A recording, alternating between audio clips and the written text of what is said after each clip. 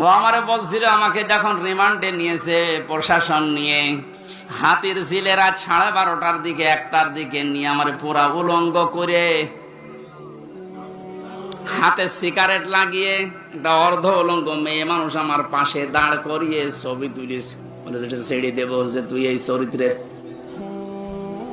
বছর বছর ওই সময় আমি চোখের পানি ফেলে কেঁদেছিলাম। আর এক এসআই কে জিজ্ঞাসা করলাম যে ভাই, আপনারা যা করছেন আমার সাথে, এটা কি হারুন স্যার জানে? জানে না মানে? উনি তো করাচ্ছে, যেহেতু উনি মুসলিম।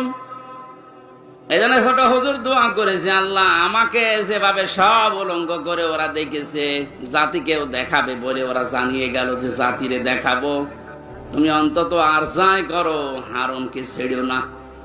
আল্লাহ এই জন্য ছাড়ে নাই